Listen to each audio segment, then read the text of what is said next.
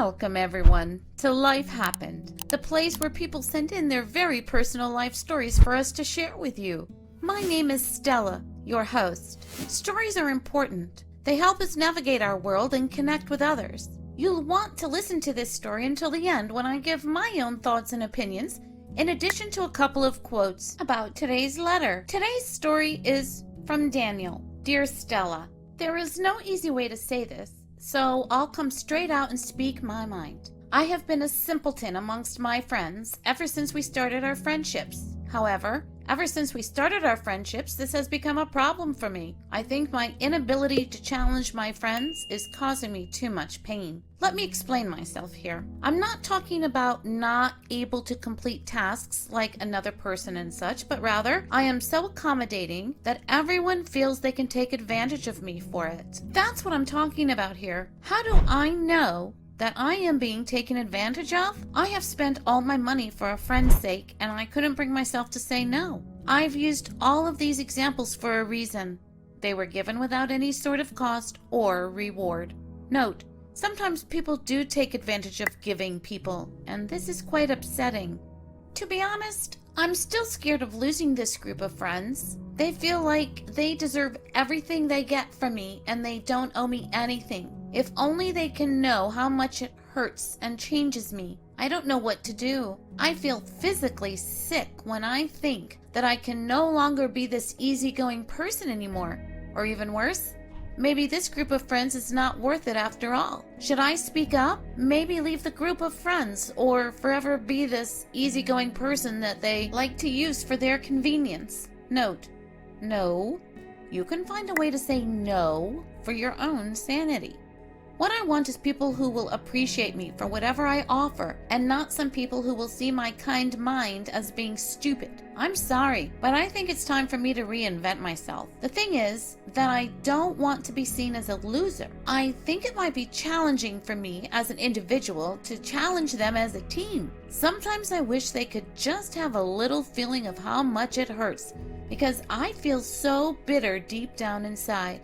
Note, so sorry to hear that people treat you this way. And yes, reinvent yourself. What can you expect from a guy like me who will lend his money to somebody and the person refuses to pay it back until he decides to, or most of the time choose not to pay it back but feel that it is okay not to? They make decisions without my consent and expect me to accept whatever they offer me. My views are not important enough when we go as a group. Isn't this a sign that tells me at least some people see me as an easy mark? I don't want to be like this person anymore. Note, and you don't have to be. Now, this topic reminds me of the books and their audio versions we have listed in the description box below for your reference on this subject. And now would be a good time to hit the like button and subscribe to Life Happened. I know that I have been taken advantage of, and it hurts to be so accommodating to people. They can get a free meal at my expense anytime they want to, but never get tired of doing so. I don't know if I will become selfish. I wish I could be selfish too, but not to the people who promise to pay me back someday. I don't know if I should continue to accept friends who will take me for granted and not pay me the respect I am due, even though they do not have what it takes. Yes, now is the time that I realize how bad being taken advantage of makes me feel.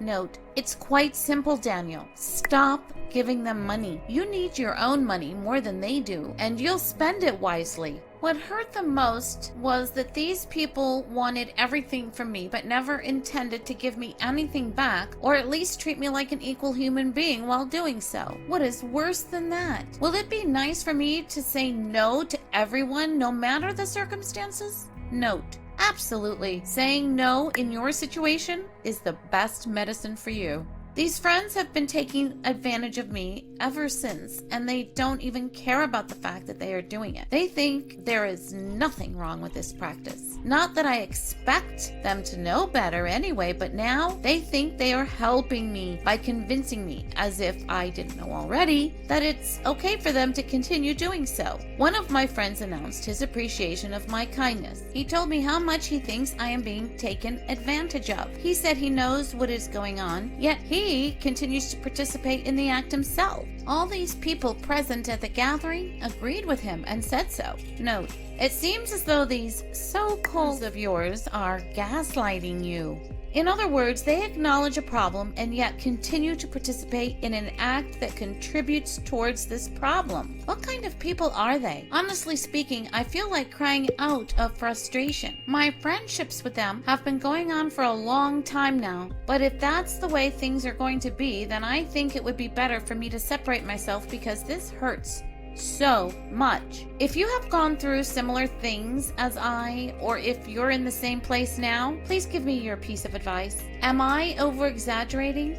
Daniel, thank you for your letter to Life Happened. Now I will give my thoughts and opinion as to Daniel's story. Sometimes you may not agree with me, but that's okay. We welcome your thoughts and opinions in the comment section below on every story we present. Please note that I am not a professional therapist, but if it helps, I did graduate summa cum laude, and I've lived life. It may be a good idea for Daniel to indeed seek some professional help.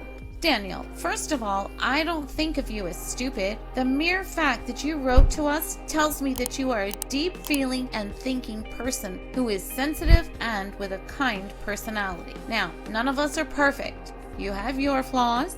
I have mine, and sorry audience, but you have yours as well. We could say some have more than others, but I digress here. Okay, Daniel, you are totally being taken advantage of, but you already knew that. These people you speak of are used to the routine of you giving them money whenever they want. That's not friendship, it's bullying and harassment. These people are not respecting you, Daniel. Have you noticed that I've stopped calling them your friends?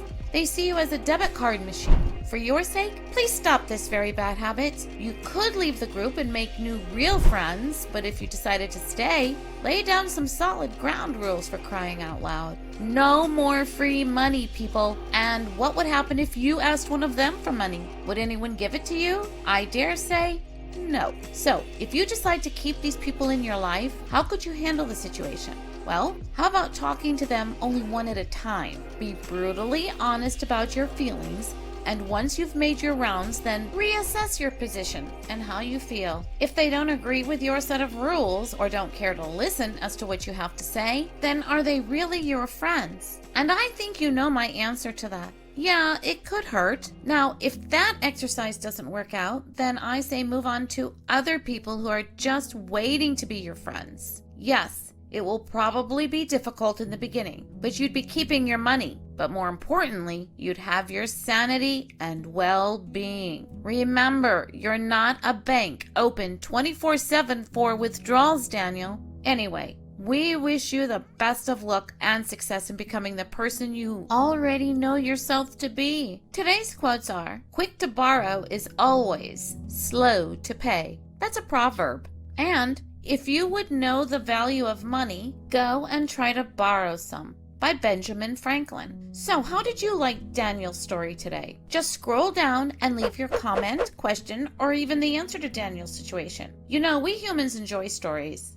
They are important to our lives because they can help us to better understand our world, communicate, and connect with other people. And you, right now, can make a huge difference in Daniel's life by sharing your feelings and advice for him in the comment section below. And remember that by liking and subscribing to Life Happened, you will hear me read letters every week on Monday, Wednesday, and Friday, which people send us detailing their issues in their everyday lives. These are real-life personal stories, and people want and need to be heard. Also, don't forget, if you have a personal story or issue which you would like to share with us, please send us an email using the email provided in the description box below. It would be great to hear from you. And we accept letters from anonymous authors, and we always change people's names to protect their privacy. We thank you for joining us here today, where life happened. See you next time, and have a wonderful day. Bye for now.